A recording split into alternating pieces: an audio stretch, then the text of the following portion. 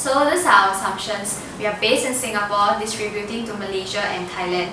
This is only one of our many warehouses. Due to space constraints, we will only be focusing on iPhone XS. Machine is customizable, and 5 cartons from the total demand did not pass the quality check test.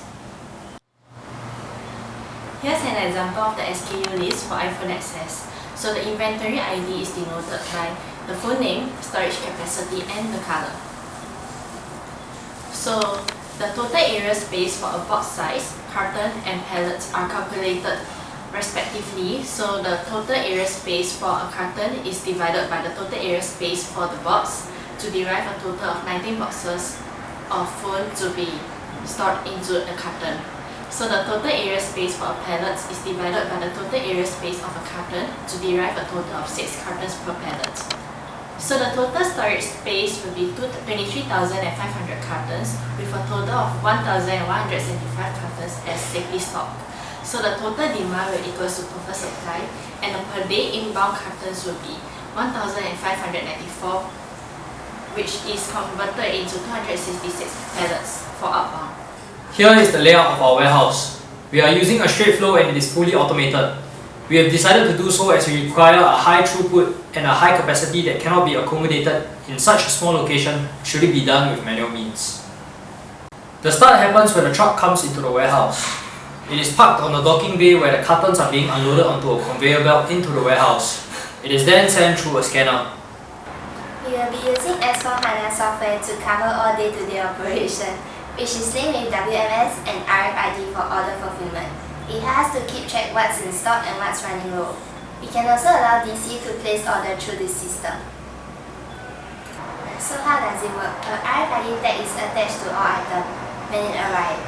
All its information is stored in that tag, so we can keep track of the whole process, which can be modified as it moves through a different process. Here are the benefits of RFID. It's more accurate than human.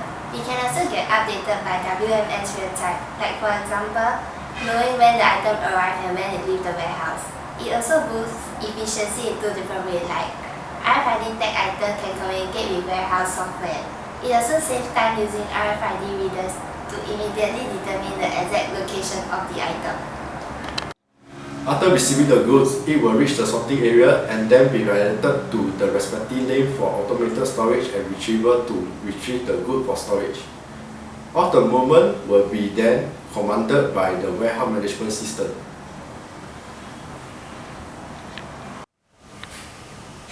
We will be using automated storage and retrieval system ASRS as our storage system.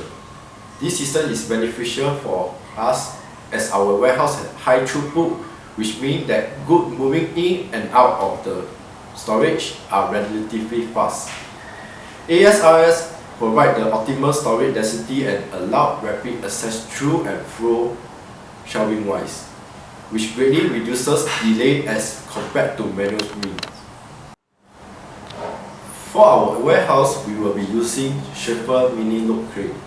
This machine specializes in picking small loads such as carton and containers, which fit into our criteria as all our goods are stored in cartons. Pick load will be placed on the conveyor belt to transport to the palletizing area. Please refer to the next slide for more benefits of SRM. Good will pass through the RFID scanner to tally with the customer PO, making sure that it is a correct item before it's palletized. We will be using the wooden pallet for palletizing. All of the goods will be sorted and secured by string wrapping. Pallet goods will be moved from the palletizing area to the conveyor belt for sending out. All this movement will be done by forklift. Goods that reach the end of the conveyor belt will slide down into the staging area via conveyor roller.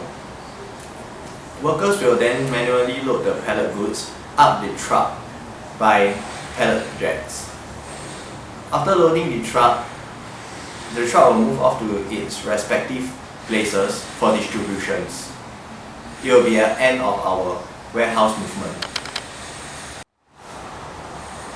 These are the concerns when we are designing this warehouse. First, it will be maintenance. We will suggest that lanes will be operating in rotation cycles.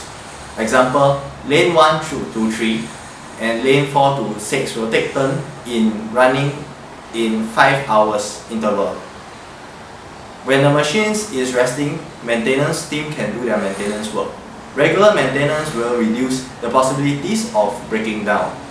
Second issue is what happens if there is a power failure. Suggestion is that we can invest in a backup generator. In any case of power failure, this generator can kick in and allow the warehouse to run for at least 1 to 2 hours before the main supply is back up. Into the night, city lights are dancing.